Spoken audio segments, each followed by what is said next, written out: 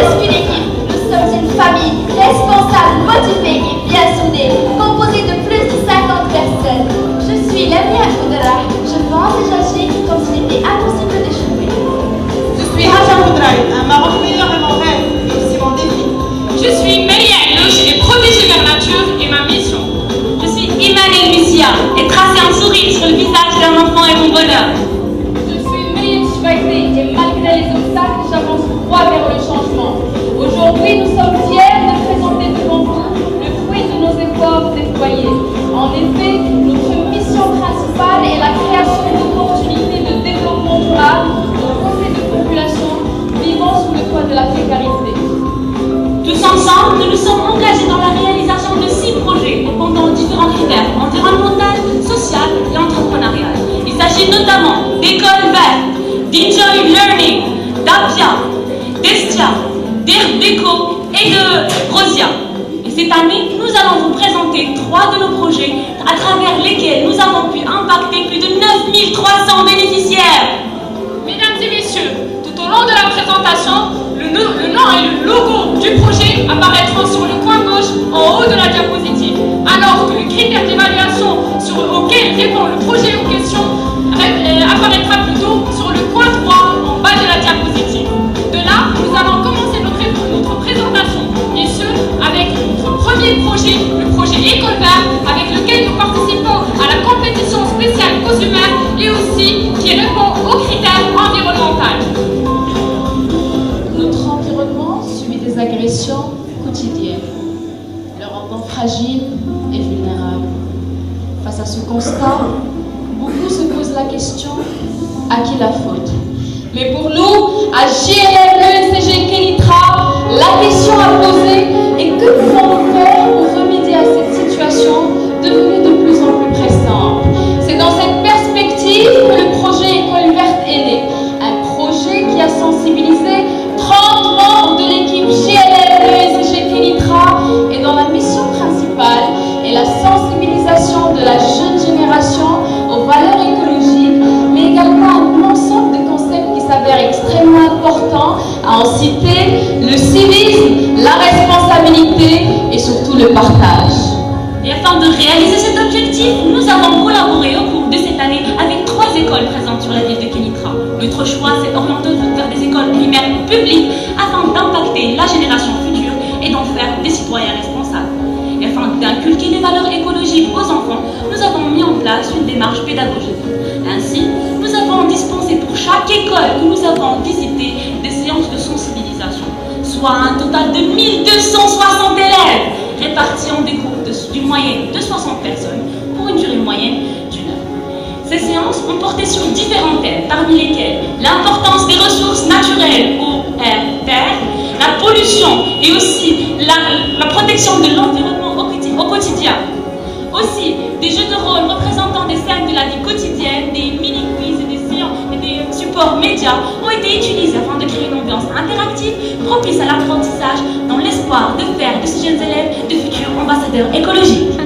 En parallèle, nous avons pu effectuer, grâce à la mobilisation de 30 membres JLM, soit 350 heures de travail, le réaménagement de plus de 550 mètres carrés d'espace vert au sein de 3 établissements publics primaires, à savoir Jemeddin Afghani, Ibn Khatib et aussi Edsver. Et ce, en utilisant 440 plantes, à savoir des rosiers, des romarins et fleurs d'hiver, et aussi 6 cantos de gazon, le total d'une valeur de 3490 dirhams. Grâce à notre intervention à la première école Jemeddin Afghani qui compte 400 élèves, nous avons pu réaménager plus de 330 mètres carrés d'espace vert et ce en utilisant 290 plantes d'une valeur de 1480 dirhams. Mesdames et messieurs, concernant notre deuxième établissement, Ibn Khatib, nous avons pu impacter plus de 431 élèves avec le réaménagement de plus de 70 mètres carrés d'espace vert et l'utilisation de plus de 110 plantes ainsi qu'un quitin de gazon dont la valeur totale est de 1010 dirhams. Concernant notre troisième et dernier établissement, Aïsda, nous avons eu l'occasion d'impacter plus de 431 élèves, de raménager une surface qui dépasse les 160 mètres carrés d'espace vert en utilisant 40 plantes ainsi que 2 quintaux de gazon dont la valeur totale est de 800 dirhams. Mesdames et messieurs, durant ce processus de réaménagement, nous Nous avons pris le soin d'impliquer l'ensemble des étudiants pour qu'ils s'approprient eux-mêmes ces espaces verts. Et afin de mesurer l'impact de notre intervention, une compétition a été organisée entre les 3 écoles. Cette compétition s'est déroulée en 2 épreuves. Premièrement, l'épreuve culturelle, dont la vocation était d'évaluer les acquis de ces enfants, notamment à la lumière de ce qui a été présenté lors des formations éducatives. Deuxièmement, une épreuve artistique s'intitulant L'art au service de l'environnement et qui porte sur une réalisation artistique, chants, tableaux, pièces de théâtre et autres portant sur le thème de l'environnement en général. À l'issue de cette compétition, l'équipe gagnante, à savoir l'école Ibn Khatib, bénéficiera lors de la première semaine du mois de mai d'une sortie dans une ferme pédagogique présente sur la ville de Kénitra. Pour assurer la pérennité de notre projet, la création de clubs environnementaux s'avère une nécessité. Ainsi, le rôle principal de ces clubs est d'assurer la préservation et l'entretien avec une éventuelle amélioration des clubs environnementaux et de leurs espaces verts. Pour ce faire, nous avons pensé aussi à établir des plans d'action. Ces plans d'action-là regroupent un ensemble d'actions à mettre en œuvre et parmi lesquelles figure l'organisation d'une fois par an d'une journée de sensibilisation pour l'environnement dans leurs établissements. Et tout cela pour motiver et assurer l'engagement de ces élèves. Pour ce qui est de nos perspectives d'avenir, nous envisageons d'étendre le projet sur l'ensemble des villes de Kénitra, d'exporter le projet sur d'autres villes, notamment la ville de Rabat aux régions, et pourquoi pas obtenir le label Pavillon Vert délivré par la Fondation Mohamed VI. Mesdames et messieurs, autant que jeunes leaders marocains, nous croyons en la nécessité de ce type de projet. Un projet à travers lequel nous avons pu participer activement dans le développement durable de la région de Rennes, mais aussi un projet à travers lequel nous avons pu inscrire dans le cœur et l'esprit des jeunes élèves l'importance du respect et la préservation de notre et surtout leur environnement. Mesdames et messieurs, passons maintenant à notre second projet répondant aux critères sociaux. C'est notre projet Enjoy Learning. Il était une fois un petit enfant issu d'une famille démunie, ayant une envie d'étudier, de forger sa carrière et surtout de sortir de ce présent, de cette réalité amère. Une volonté, un rêve, mais difficile à atteindre vu cette atmosphère assombrie par la détresse et la pénurie. Que faire? Il n'avait qu'à attendre le secours de ses bienfaiteurs qui sauront un jour répondre à ses besoins. Jusqu'au jour où une équipe dévouée et persévérante se met à la disposition et à l'écoute de ce pauvre enfant sous la devise inspirée de la citation de John Holmes: il n'existe pas de meilleur exercice pour le cœur que de se pencher pour aider quelqu'un à se relever. Il s'agit là de nous, l'équipe JLM ESG Kénitra, qui dans la perspective d'aider les enfants partageant le même sort, avons pensé à la création du projet Enjoy Learning. Notre projet Enjoy Learning cible de populations différentes, mais unis par un sort unique, la précarité. Notre première population concerne les bénéficiaires de Dar Kbira, établissement présent sur la ville de Kénitra, offrant logement et nourriture à des enfants issus d'un milieu défavorisé tout au long de l'année scolaire.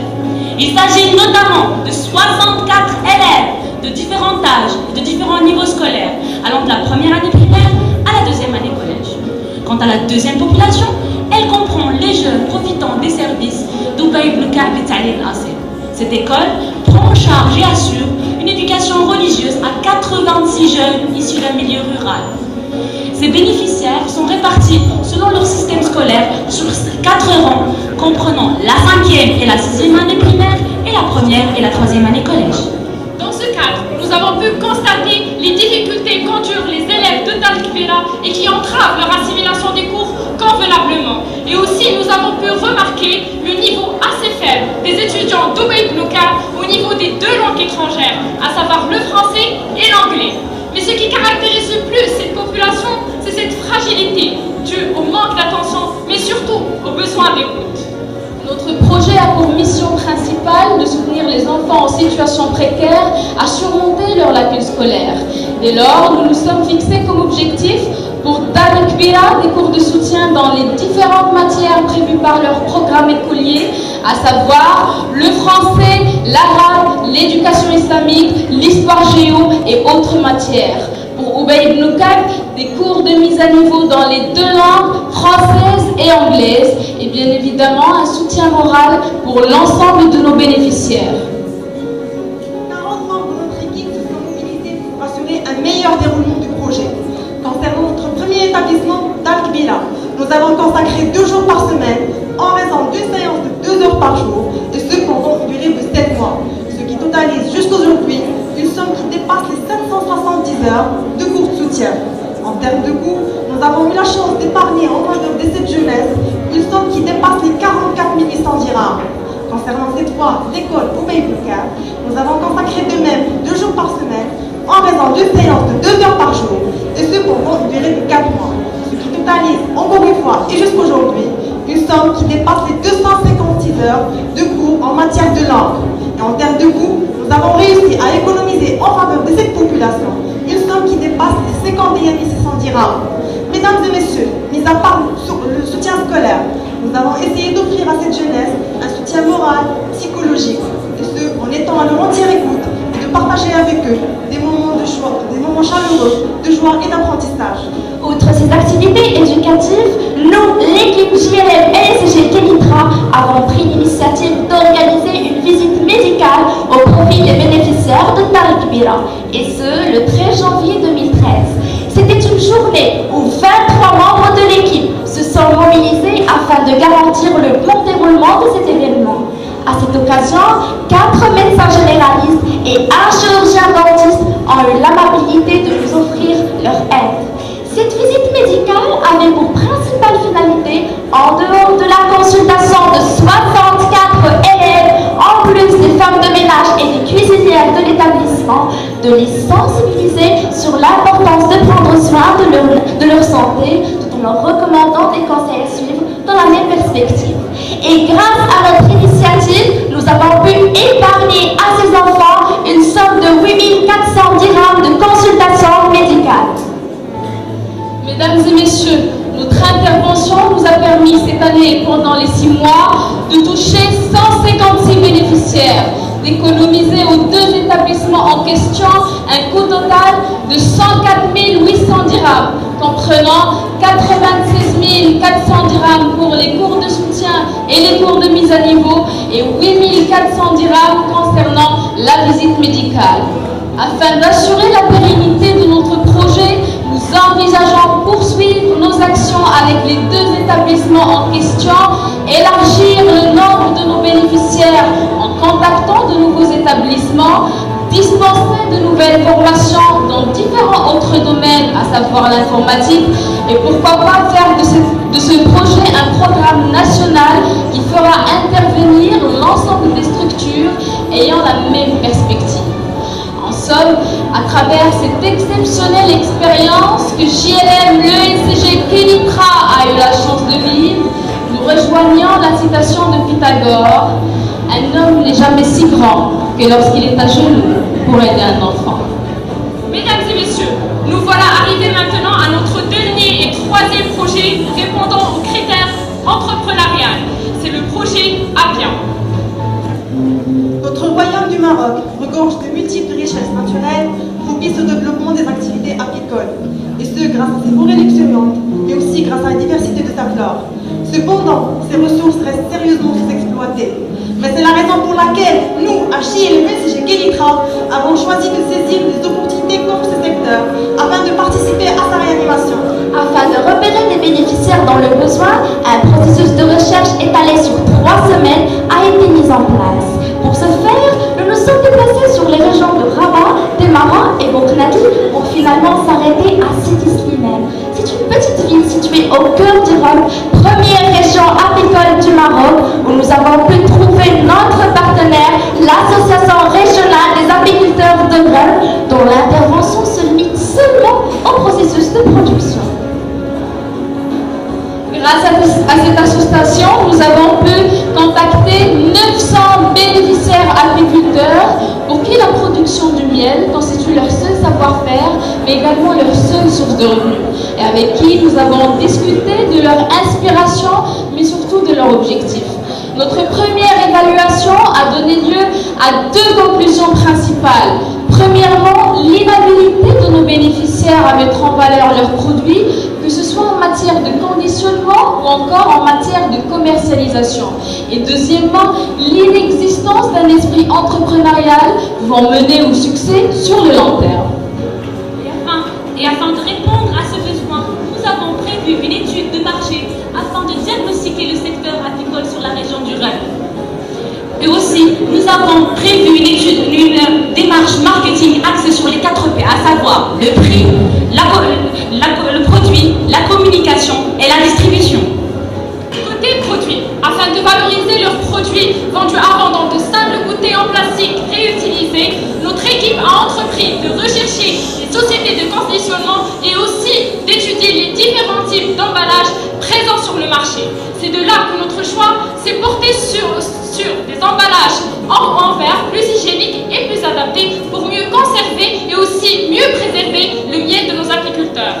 Et afin de diversifier leur offre et aussi de répondre aux besoins de différents types de clientèle, nous avons adopté la création d'une gamme de produits contenant 3 tailles différentes. Et de là, nous avons pu réaliser 12 000 bouteilles d'1 kg, 8 000 bouteilles de 500 grammes et 4 000 bouteilles de 250 grammes. Notre intervention nous a permis cette année de réaliser l'emballage à 17 000 kg de miel de nos apiculteurs et ce à travers la création de 24 000 bouteilles en verre.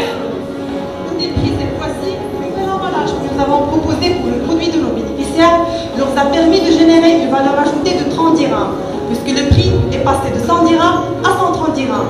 Ainsi, avec les 24 000 bouteilles produites, nos bénéficiaires ont eu la chance de totaliser un chiffre d'affaires dépassant les 72 000 dirhams.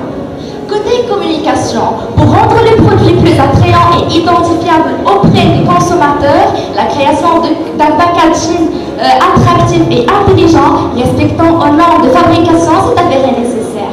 Dans cette optique, 8 modèles ont été conçus et après une consultation de professionnels en marketing, 3 étiquettes ont été sélectionnées. Concernant les mentions qui figurent sur l'étiquette de l'emballage, nous pouvons citer la dénomination légale de vente, la quantité nette, la date de péremption et les coordonnées de l'association productive.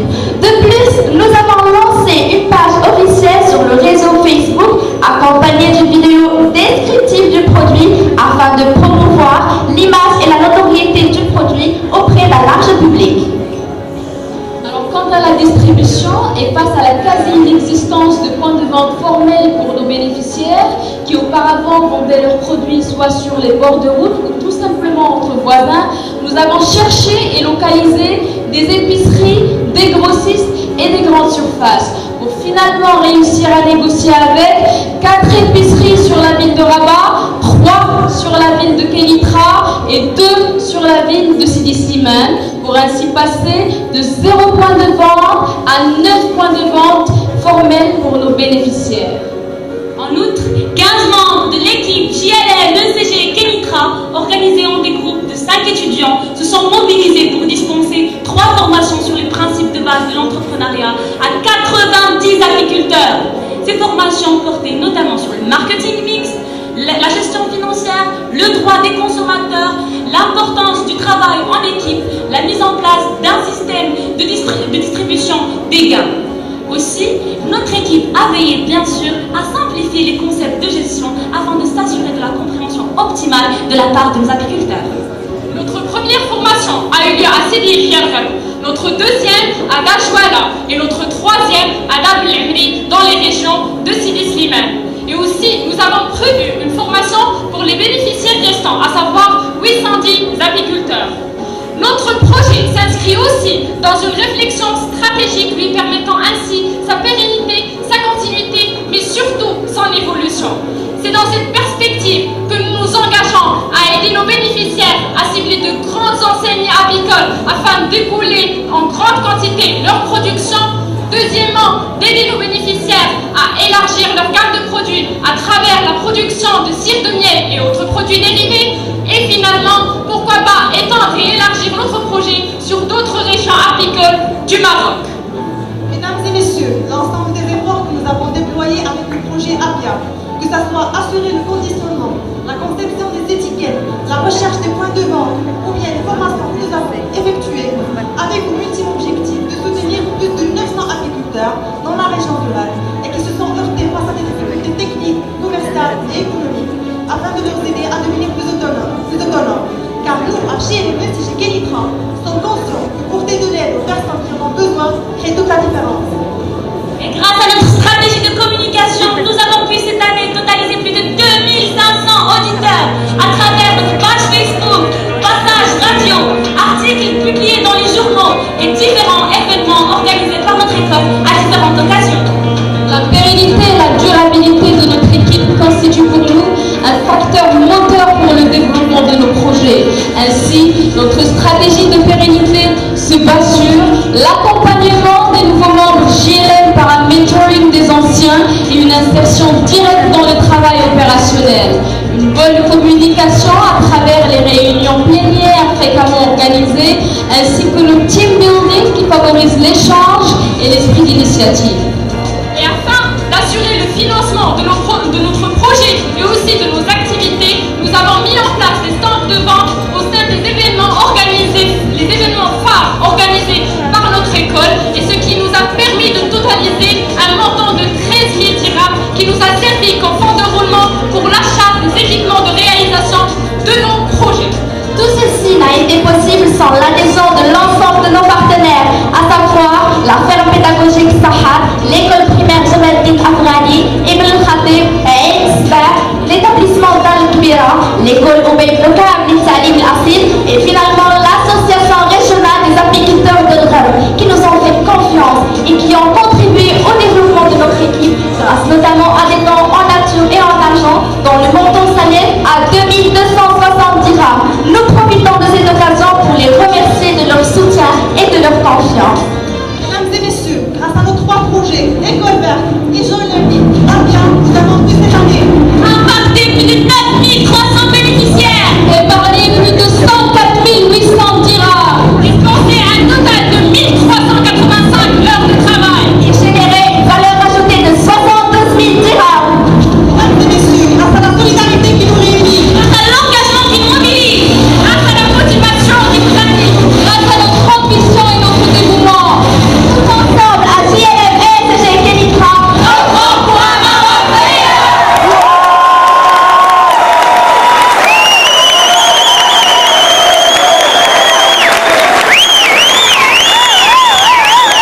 Bravo à l'équipe JLM CGF NECA.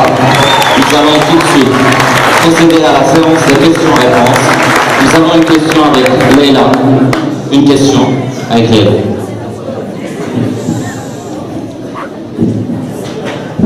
Bonsoir. Bravo pour votre présentation.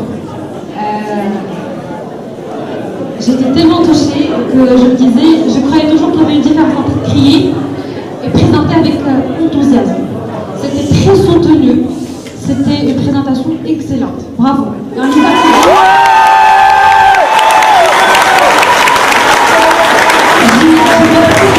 J'ai une question qui passe par la tête. Déjà, par rapport à ce type de projet, vous travaillez avec des coopératives et c'est vraiment par rapport à ce type de projet, pas avec vos bénéficiaires. Est-ce que vous arrivez à maintenir cette relation pour pérenniser le projet par la suite? Parce que vous pouvez mettre en place des actions pour élargir le projet sur d'autres villes, sur d'autres coopératives, mais avec la coopérative d'origine, il faut maintenir de très très bonnes relations pour que vous puissiez développer encore de nouveaux projets avec ces gens-là. Est-ce que cette chose a été faite? Si oui, comment? Et sinon, est-ce que vous envisagez comment les faire? concernant l'association d'agriculteurs du Ghar, nous sommes en cours de réalisation d'un engagement écrit pour, parce que l'association du Ghar comprend plusieurs coopératives sur les différentes régions de Silistre humain, et c'est avec cette association que nous sommes en cours de réalisation d'un engagement écrit afin de pérenniser le projet avec eux.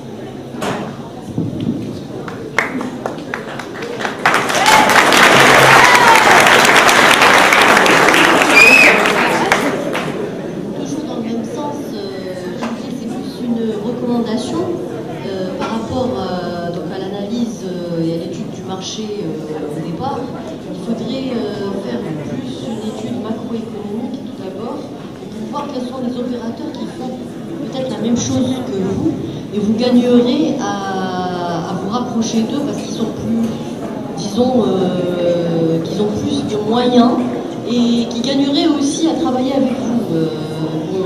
L'information, c'est que Maroc souhaite, et je pense que vous connaissez la personne, font exactement ça, et les coopératives vont vers eux, et ils ont toute une logistique qui leur permet de faire des économies d'échelle, et vous risquez d'être moins compétitif, et donc il faudrait peut-être vous rapprocher d'eux pour développer et avoir une plus grande envergure et pérenniser le projet.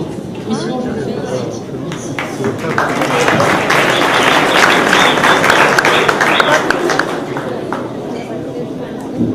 Bonsoir, donc merci pour